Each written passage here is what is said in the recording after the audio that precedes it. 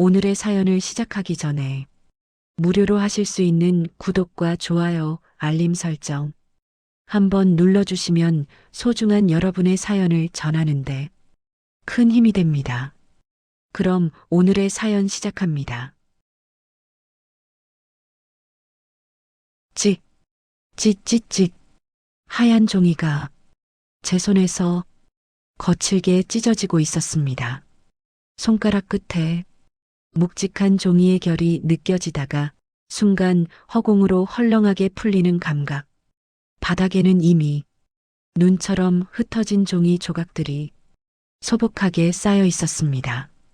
저는 숨을 몰아쉬며 다음 장을 집어들었습니다. 표지가 눈에 들어왔습니다. 밥상머리에서 시작된 전쟁 며느리의 기록. 지은이 한지우. 초판 계약 금액 5,800만 원. 제가 3달 동안 밤마다 울면서 손목에 파스를 붙여가며 쓴 350페이지의 원고. 그 모든 것이 지금 제 손가락 사이에서 아무렇지 않게 찢어지고 있었습니다. 지우야. 뒤에서 비명처럼 터져나온 목소리가 들렸습니다. 시어머니였습니다.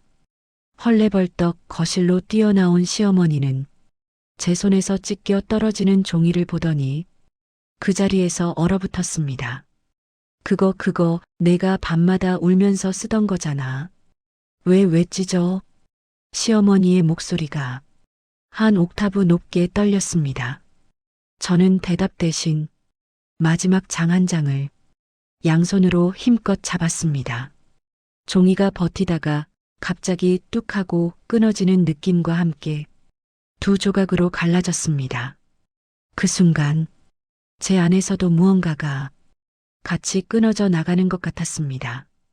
하얀 종이 조각들 사이로 검은 글자들이 토막나 흩어졌습니다. 며느리가 집에서 논다더니 밥충이 아니면 뭐야? 친정은 손님이다. 내 친정은 여기서 손님이야. 내가 널 데려다 키워준 것만 해도 감사해야지. 시어머니의 입에서 흘러나왔던 말들이 이제는 인쇄된 글자로 제 앞에 쌓였다가 조각조각 부서져 사라지고 있었습니다. 손이 떨렸습니다. 어머님, 겨우 입을 열었습니다. 이대로 책을 내면 어머님도 저도 평생 못 돌아갈 것 같아요. 시어머니가 종이 조각들 사이에 서서 숨을 들이켰습니다. 근데 그게 내 꿈 아니었니? 꿈이긴 했죠. 저는 바닥을 내려다봤습니다. 근데 어제 어머님이 이 원고 읽으시는 거 보고 처음으로 생각했어요. 이 글이 어머님한테는 사이다가 아니라 사형 선고일 수도 있겠구나. 시어머니의 눈이 순간 크게 흔들렸습니다. TV 위에 놓인 벽시계가 딱딱 정해진 속도로 시간을 잘라내고 있었습니다. 그 소리를 들으며 저는 천천히 눈을 감았다가 떴습니다. 여기까지 오기까지 딱 사흘이 걸렸다. 이 사흘 동안 도대체 무슨 일이 있었는지 제 시선이 바닥의 종이 조각들 사이를 지나 멀리 창밖으로 향했습니다. 3일 전, 그날 저는 출판사 회의실에 앉아 있었습니다. 출판사 회의실은 햇볕이 잘 들어오는 곳이었습니다. 넓은 창으로 겨울 햇살이 쏟아져 들어와 길게 놓인 회의 테이블 한가운데를 환하게 비추고 있었습니다. 그 테이블 위에 제 원고 뭉치가 산처럼 쌓여 있었습니다. 형광펜 색깔만 여러 가지였습니다. 노랑, 초록, 연분홍, 주황. 편집장님은 그 형광펜이 빼곡히 꽂힌 원고 위를 손가락으로 두드리며 말했습니다. 한 작가님, 네. 이 장면 다시 한번 같이 볼게요. 편집장님이 펴서 보여준 페이지. 굵은 글씨로 제가 쓴 문장이 눈에 들어왔습니다. 며느리가 집에서 논다더니 밥충이 아니면 뭐야. 제가 처음으로 카메라 앞에서 목소리를 떨며 읽었던 대사. 유튜브 채널이 폭발적으로 떴던 그 영상의 핵심 한 줄이었습니다. 이거 실제로 시어머니께서 하신 말씀 그대로죠?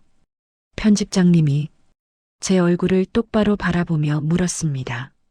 저는 잠깐 눈을 감았다 떴습니다. 네. 부엌에서 설거지하다가 그대로 들었던 말이에요. 편집장님의 눈이 빛났습니다. 이게 이 책의 심장입니다. 심장이요? 네. 편집장님이 웃으며 말했습니다. 요즘 독자들은 예쁘게 순화한 말 안 좋아해요. 진짜 말투, 진짜 목소리, 그걸 원합니다. 이 한 줄 때문에 사람들이 책을 집어들 거예요. 논리적으로는 전혀 틀린 말이 아니었습니다. 하지만 제 심장은 묵직하게 내려앉는 느낌이었습니다. 편집장님은 원고를 툭툭 넘기며 다른 페이지를 가리켰습니다. 여기도요. 친정에서 가져온 반찬은 짜다. 내 엄마는 손맛이 없다. 밑줄이 두 줄 그어져 있었고 옆에는 이렇게 적혀 있었습니다. 친정까지 같이 맞는 구조, 감정, 폭발 포인트. 살릴 것.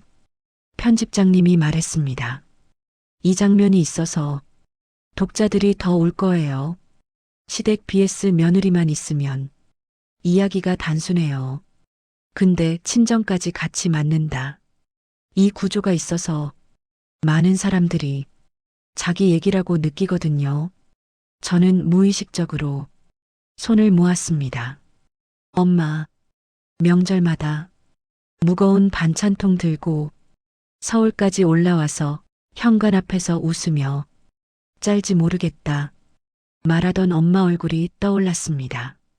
편집장님이 마지막 장을 덮으며 웃음을 지었습니다. 원고는 정말 잘 쓰셨어요. 솔직하고 리듬감도 있고 영상 장면이 그대로 떠오르게 쓰셨더라고요. 이제 남은 건 책상 옆 서류 봉투를 열더니 깔끔한 흰색 계약서를 꺼냈습니다. 이겁니다. 계약서를 펴서 제 쪽으로 밀어주었습니다. 굵고 선명한 숫자가 눈에 들어왔습니다. 초판 5,000부 인쇄 총액 5,800만 원. 저도 모르게 숨을 들이켰습니다. 이 정도면 남편분 연봉 1년 반 치는 되죠? 편집장님이 장난스럽게 웃으며 말했습니다. 저는 애써 웃음을 지어 보였습니다. 네, 그렇죠. 그리고 중요한 건 이거예요. 편집장님이 다른 서류를 꺼내 제 앞에 펼쳤습니다. 이미 방송 쪽에서 관심을 많이 보이고 있어요. 다큐멘터리 팀에서 연락 왔고요. 토크쇼 작가들도 자료 요청이 들어왔어요. 이 책만 잘 나오면 편집장님이 두 손을 모으며 말했습니다. 정말 바빠지실 거예요. 제가요? 네. 이야기가 너무 강해서 가만두질 않아요. 이런 건 실제 며느리의 기록, 시어머니와 며느리의 전쟁, 이런 타이틀로 프로그램이 쏟아질 겁니다. 말이 끝날 때마다 숫자들이 머릿속에서 빙빙 돌았습니다. 5,800만 원. 재판 나오면 1억 넘을 수도 있다.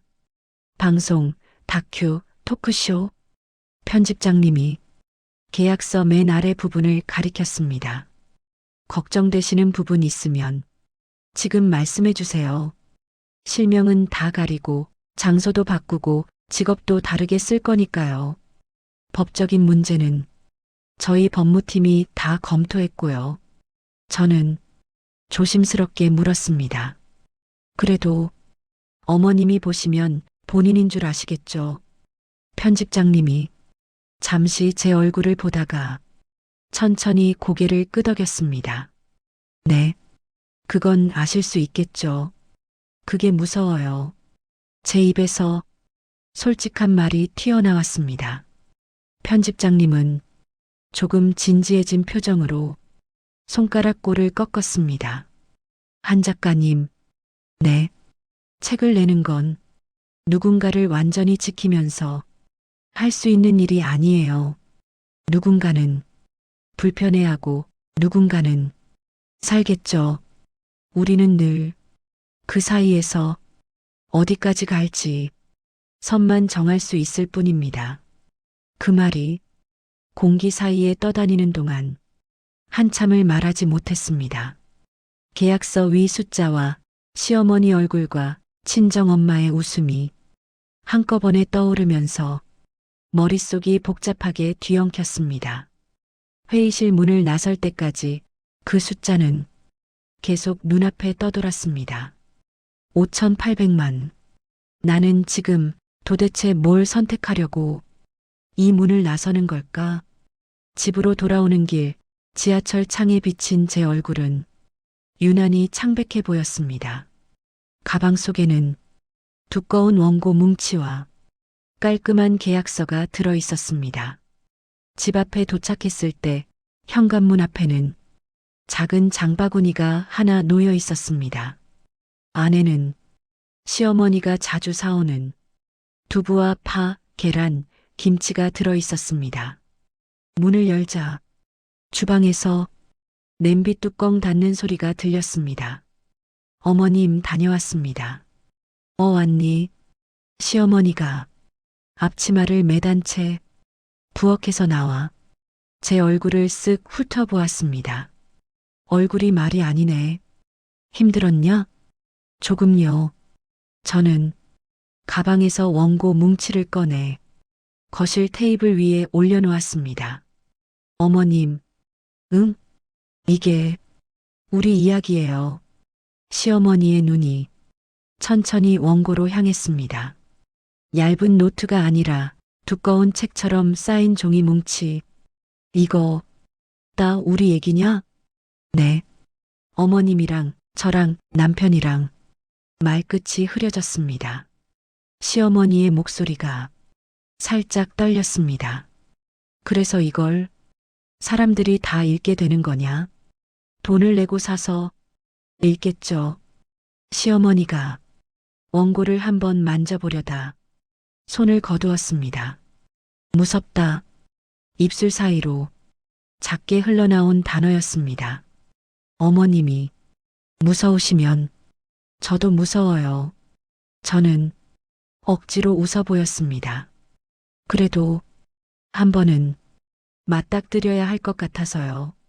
그날 저녁 시어머니는 평소보다 말이 없었습니다. 저녁밥을 먹는 동안에도 설거지를 하는 동안에도 딱 필요한 말만 하고 방으로 들어가셨습니다. 어머님, 먼저 주무세요. 그래, 너도 빨리 자라. 문이 닫히는 소리가 난 후 집안은 조용해졌습니다.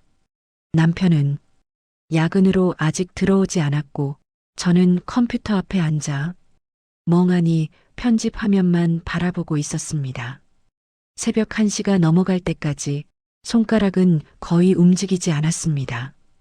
저장되지 않은 프로젝트라는 문구가 화면 구석에서 깜빡였습니다. 그때였습니다. 방문 틈으로 희미한 불빛이 들어오기 시작했습니다. 저는 의자에서 일어나 살금살금 문으로 다가갔습니다. 거실 쪽이 아니라 제 작업방 안에서 스탠드 불빛이 새어나오고 있었습니다. 문틈으로 안을 들여다보자 제 책상 앞 의자에 시어머니가 앉아 계셨습니다. 책상 위에는 저녁에 테이블 위에 올려두었던 원고 뭉치가 펼쳐져 있었습니다. 시어머니는 작은 안경을 코끝에 걸치고 한 줄 한 줄 천천히 글자를 읽고 계셨습니다. 스탠드 아래 종이 위에 떨어지는 형광빛이 시어머니의 눈과 주름까지 세세하게 비추고 있었습니다. 밥충이. 시어머니 입에서 그 단어가 나직하게 흘러나왔습니다.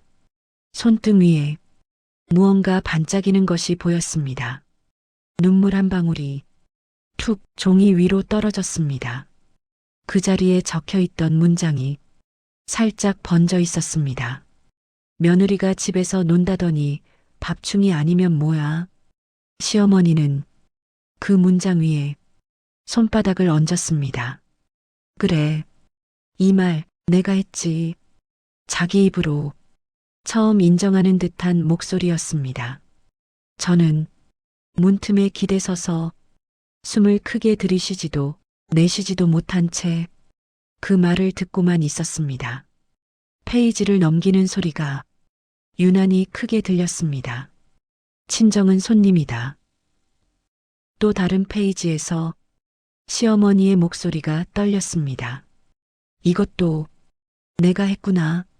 눈물이 또 한 방울 떨어졌습니다.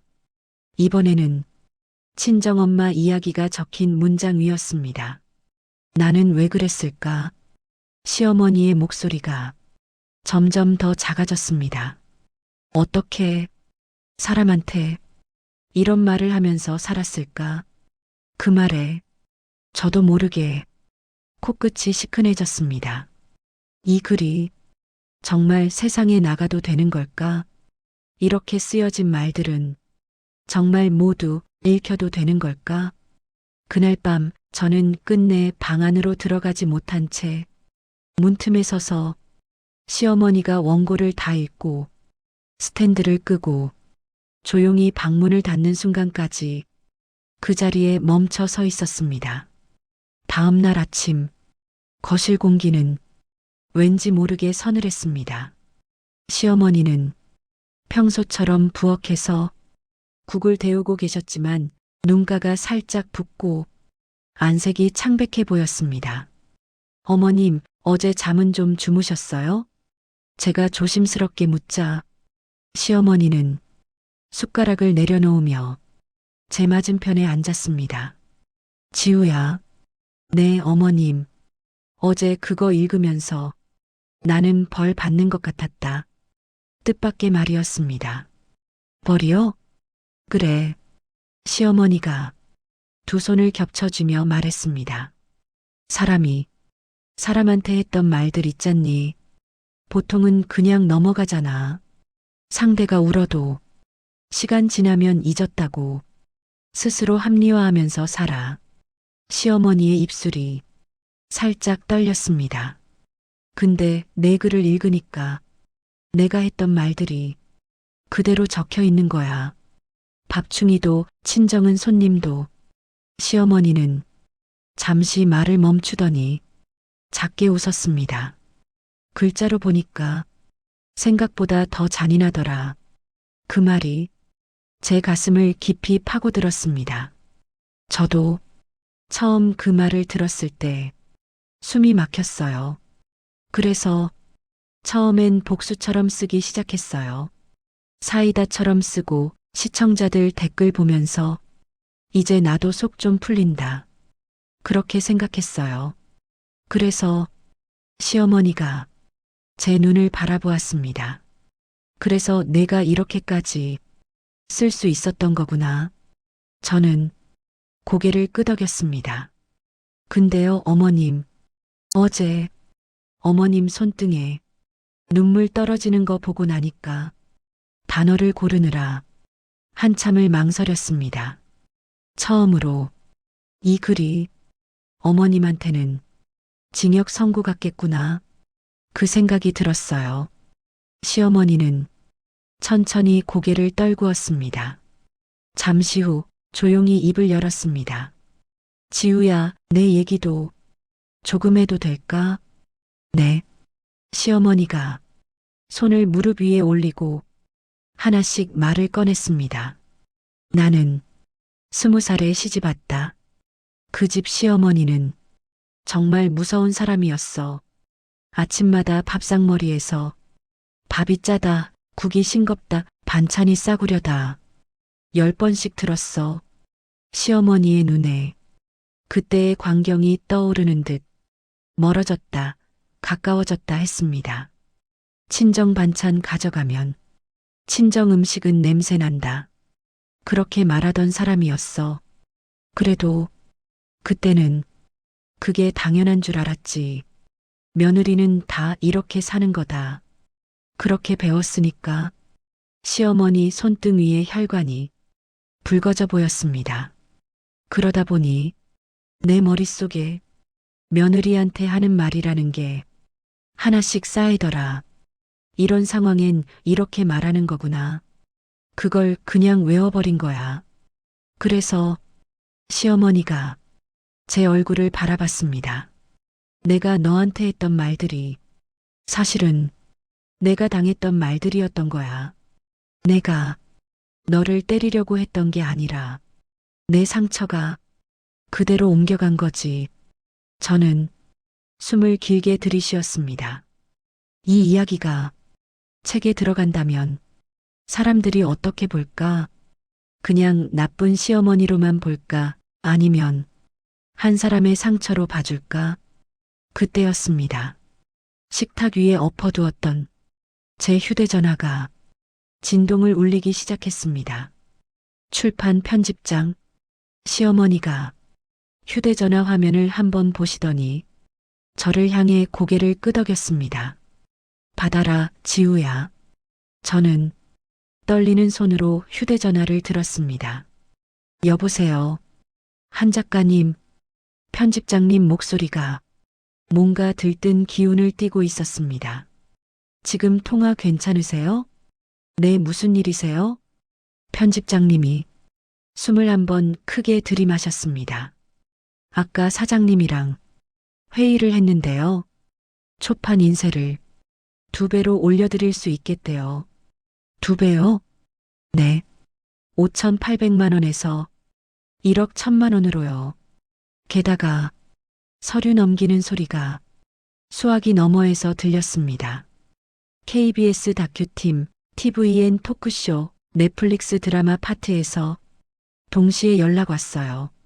지금이 정말 최고의 타이밍입니다. 책만 나오면 한 작가님 인생 완전히 달라질 수 있어요. 저는 손에 땀이 차는 걸 느꼈습니다. 옆에서는 시어머니가 제 표정을 읽으려고 조심스럽게 보고 계셨습니다. 편집장님이 말을 이어갔습니다. 솔직히 말씀드리면 이런 조건은 10년 넘게 일하면서 2번 정도밖에 못 봤어요. 이 이야기가 그만큼 뜨겁다는 뜻입니다. 내일 오전까지만 최종 결정 주시면 됩니다. 그때까지 조건은 그대로 유지할게요. 거실은 조용했고 수화기 너머로는 종이 넘기는 소리와 사람들 웅성이는 소리가 희미하게 들렸습니다. 저는 입술을 살짝 깨물었습니다. 편집장님, 네, 말씀하세요. 그 장면들 있잖아요. 밥충이랑 친정 반찬 부분 말씀하시는 거죠? 네. 제가 용기를 내어 말했습니다. 그 장면들을 조금 다르게 쓰면 안 될까요? 다르게요? 네. 말을 한 사람의 과거도 왜 그런 말을 할 수밖에 없었는지도 조금은 같이 쓰고 싶어요. 나쁜 시어머니가 아니라 상처난 사람으로 보이게.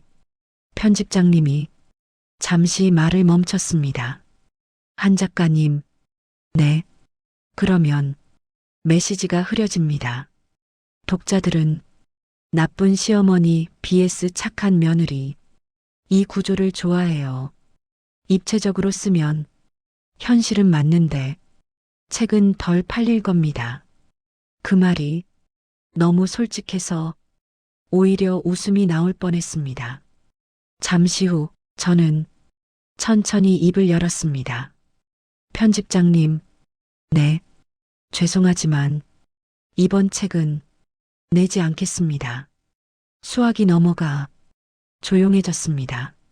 지금 1억 1,000만 원짜리 계약을 포기하신다는 말씀이십니까? 네. 제 목소리가 살짝 떨렸지만 멈추지 않았습니다. 지금 이 상태로는 낼 수가 없어요. 어머님이랑 평생 얼굴 보고 살아야 하니까요. 그리고 이 이야기를 언젠가 다시 쓰더라도 저는 옆에서 눈물 고인 눈으로 저를 바라보는 시어머니를 보며 말을 이었습니다. 그땐 복수 대신 다른 걸 쓰고 싶어요. 잠시 침묵이 흐른 뒤 편집장님의 목소리가 들렸습니다. 알겠습니다. 작가님의 결정을 존중하겠습니다. 언젠가 다른 이야기로 다시 뵐 수 있기를 기대하겠습니다. 통화가 끊어졌습니다. 휴대전화 화면이 꺼지며 거실이 다시 조용해졌습니다. 시어머니가 조심스럽게 물었습니다. 지우야, 방금 뭘 포기한 거냐? 저는 억지로 웃음을 지었습니다. 1억 1천만 원이요. 뭐라고? 남편 새해 월급이요. TV 출연이요. 드라마 판권이요. 시어머니의 눈에서 눈물이 왈칵 쏟아졌습니다. 미안해. 지우야. 어머님 때문이 아니에요. 저는 고개를 저었습니다. 이건 제가 선택한 거예요. 어머님하고 같이 살기 위해서. 거실 테이블 위에는 계약서와 원고가 여전히 놓여 있었습니다. 저는 천천히 자리에서 일어나 원고 뭉치를 두 팔로 안았습니다. 종이의 무게가 유난히 무겁게 느껴졌습니다. 어머님, 응, 이거 같이 정리해 주실래요? 시어머니가 눈가를 훔치며 제 앞에 다가왔습니다. 어떻게 정리하면 되니? 저는 원고 한 장을 떼어 양손으로 잡고 시어머니에게 보여주었습니다. 일단 이 말들부터요. 며느리가 집에서 논다더니 밥충이 아니면 뭐야? 검은 글자가 종이 위에서 선명하게 빛났습니다. 이걸 그냥 없던 일처럼 지우고 싶지는 않아요. 그렇겠지. 근데 이대로 책에 박제해 놓으면 어머님이 평생 이 한 줄로만 기억될 것 같아요. 시어머니가 작게 고개를 끄덕였습니다. 그래서 저는 종이를 양손으로 잡았습니다. 일단 이 초고부터 없애고 싶어요. 그 대신 다시 쓸 거예요. 어머님이랑 같이. 찍. 종이가 조용히 찢어졌습니다. 하얀 조각 2개가 바닥으로 떨어졌습니다. 시어머니의 눈이 그 조각을 끝까지 따라갔습니다. 지우야, 네 어머님, 나도 한 장만 찢어봐도 되겠니? 네, 어제 내가 했던 말을 내 눈으로 읽었으니까 이제는 내 손으로 찢어보고 싶어. 시어머니는 원고에서 한 장을 뽑아 양손으로 잡았습니다. 그 장에는 친정 반찬 이야기가 적혀 있었습니다. 이건 너희 엄마 이야기지. 네. 시어머니가 잠시 눈을 감았다 떴습니다. 미안하다. 한 단어가 떨어지자 시어머니의 손이 움직였습니다. 찍. 종이가 갈라지는 소리와 함께 문장이 반으로 잘려나갔습니다. 시어머니가 조용히 말했습니다. 이건 내가 했던 말들에 대한 내버리다. 저는 입술을 꼭 깨물었습니다. 잠시 후 시어머니가 고개를 들었습니다. 근데 지우야. 네. 원고를 다 찢어도. 시어머니가 바닥에 흩어진 종이 조각들을 한번 쓸어보듯 바라봤습니다. 우리 이야기가 사라지는 건 아니잖아. 저는 그제야 조금 웃을 수 있었습니다. 그렇죠. 사라지지 않죠. 그럼 다시 쓰면 안 되겠니? 다시요? 응. 시어머니가 제 눈을 똑바로 바라보며 말했습니다. 이번에는 내 이야기만 쓰지 말고 내 이야기도 같이 쓰는 거다. 밥충이 시어머니가 아니라 상처난 시어머니로. 그 말에 제 눈가가 뜨거워졌습니다.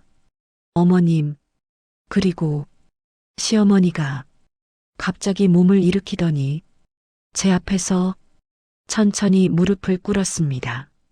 어머님, 안 돼요. 제가 허겁지겁 일어나 시어머니를 붙들었습니다. 왜 이러세요? 시어머니는 제 손을 뿌리치지 않고 두 손을 꼭 잡았습니다. 지우야, 네. 이건 책 때문만이 아니야. 내가 나 때문에 흘렸던 눈물, 악플 읽으면서 혼자 버틴 밤들, 시어머니의 목소리가 작게 떨렸습니다. 이제야 조금 보이는 것 같아서 그래. 어머님, 늦게 알아서 미안하다. 저도 결국 바닥에 무릎을 꿇었습니다. 어머님, 그만하세요. 지우야, 나한테도 한 번만 기회를 줘라. 시어머니가 살짝 웃었습니다. 사람들이 댓글로 나를 욕해도 좋으니까 내 옆에 서서 같이 사람으로 살고 싶다고 말할 수 있는 기회. 제 눈물이 시어머니 손등 위로 뚝뚝 떨어졌습니다. 저는 그 손을 꼭 잡으며 말했습니다. 그럼요, 어머님. 정말 그래 줄 거니? 네. 저는 눈물을 훔치며 웃었습니다. 대신 한 가지만 약속해 주세요. 뭔데? 앞으로 나오는 원고에는 어머님이랑 제가 같이 앉아서 수정해요. 밥상머리 전쟁이 아니라 사람 이야기로요. 시어머니가 잠시 말이 없더니 천천히 고개를 끄덕였습니다. 그래, 그래 보자, 지우야. 저는 테이블 위에 남아있던 마지막 원고 뭉치를 들어 한 장 한 장 천천히 찍기 시작했습니다. 찍, 찍, 하얀 종이 조각들이 바닥에 포슬포슬 쌓였습니다. 이건 복수의 기록이 아니라 우리가 다시 쓰기 위한 초고였을 뿐이다. 종이 조각들 사이에 우리 둘이 마주 앉았습니다. 어머님, 응, 이제 처음부터 다시 써요. 뭐부터? 저는 빈 노트를 한 권 가져와 테이블 위에 펼쳤습니다. 볼펜을 쥔 손이 조금 떨렸지만 멈추지 않았습니다. 첫 줄에 천천히 글자를 적어 나갔습니다. 오늘 나는 내가 살아온 모든 날들보다 더 솔직한 마음으로 며느리와 마주 앉았다. 펜 끝이 종이를 긁는 소리가 조용한 거실에 퍼졌습니다. 옆에서 시어머니가 작은 목소리로 덧붙였습니다. 그리고 나는 평생 처음으로 내가 했던 말을 다시 듣고 쓰는 벌을 받았다.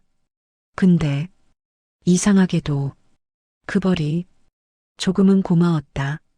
저는 웃으며 그 문장도 그대로 적어 넣었습니다.